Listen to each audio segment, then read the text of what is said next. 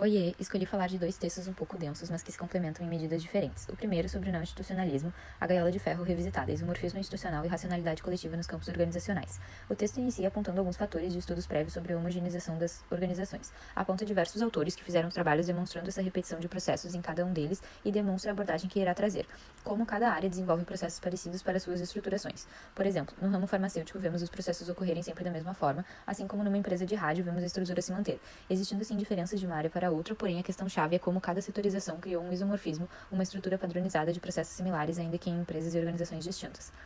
Na descrição de Howley, fatores externos forçam as instituições a agirem assim, e por isso se assemelham a demais do mesmo tipo.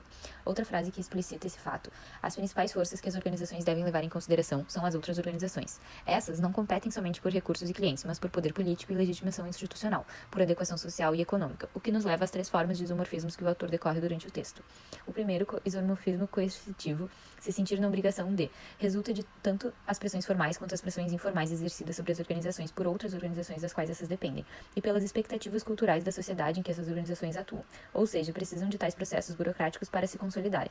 Como temos muito centralizado vários pilares de uma organização, faz-se necessário que ela siga aquele padrão, para que se relacione bem com as integrações que a compõem, para funcionar plenamente ou ainda estar no mesmo nível que as demais. Os processos miméticos trazem a ideia de a incerteza também constitui uma força poderosa que encoraja a imitação. Algo que me fez lembrar nas primeiras linhas de leitura do isomorfismo mimético foi a atual onda de cursos online que muitas blogueiras oferecem hoje em dia. Tendo contato com o próprio algoritmo direciona para diversos perfis com esse serviço, dito entre aspas, pois é vendido um estilo de vida, uma forma de aparecer nas redes sociais, ou pior ainda, uma forma de estruturar um negócio com base em apenas experiência própria e nenhuma legitimidade real. O fato é que desde que isso iniciou, várias pessoas do mesmo nicho, blogueiras, começaram a copiar esse fato de monetizar seus conhecimentos sobre a internet. As empresas adotam essas inovações para aumentar sua legitimidade, para demonstrar que estão ao menos tentando melhorar suas condições de trabalho, assim como diversas empresas tiveram um período de rebranding de marca com uma identidade mais minimalista, como o Ponto Frio e a Pepsi, entre outras. Indo para as pressões normativas, são os fatos que envolvem mais o profissional e nível de profissionalismo dos integrantes da organização que influenciam ainda na homogeneização dessas organizações. Segundo o texto, outro importante mecanismo estimulador do isomorfismo normativo é a seleção de pessoal.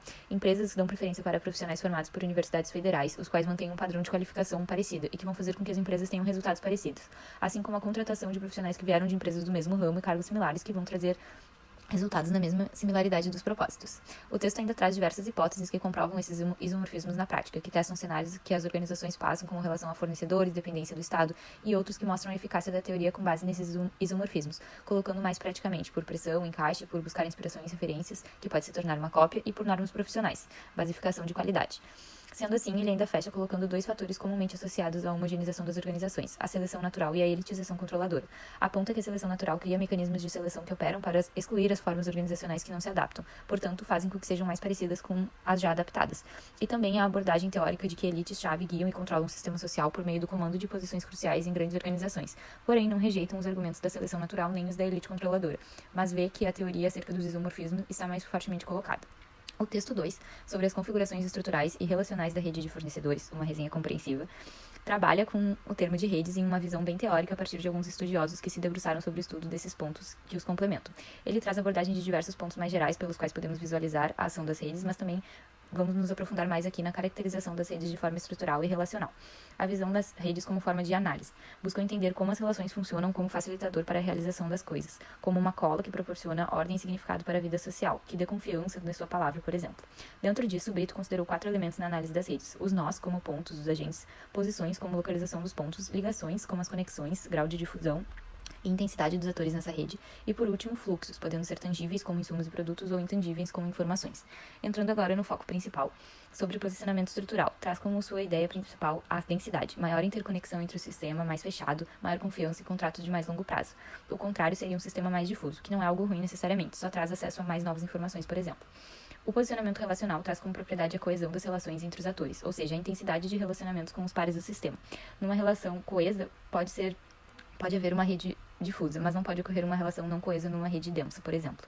Para um ambiente estável, é mais recomendado uma rede densa e coesa, de relação mais forte, e num ambiente mais incerto, como de serviços mais externos, trocas de profissionais, arranjos de treinamento, uma rede mais difusa e, consequentemente, de mais fraca conexão. Aqui não pude deixar de associar as empresas que utilizam muitos serviços terceirizados, por exemplo. Ainda que não estivesse no texto, creio que incorpora essa ideia de algo mais distante, sem a confiança e vulnerabilidade de atores no sistema. Portanto, nas relações densas e coesas, há uma alta interdependência. São relações com maior cooperação e, por consequência, com regras mais restritas. Se caracterizam pela troca de informações mais refinadas e redundantes, por possuírem clientes e fornecedores numa mesma região geográfica, o que é um ponto bem positivo, o que ainda causa uma aglomeração de empresas e conhecimento, assim maior troca de recursos tecnológicos. Nos sistemas mais difusos e de menor coesão relacional, vemos menor previsibilidade de ações e controle, se caracteriza por informações novas e região geográfica dispersa na hora de buscar parceiros. Um exemplo importante que o autor traz ao final do texto foram as montadoras de carros, densas e coesas, que foram adquiridas por multinacionais e alinharam uma forma de produção com maior trabalho na primeira linha. Ao passar para a segunda, necessitavam-se apenas de revisões, centralizando o trabalho e evitando falhas nos processos e na comunicação.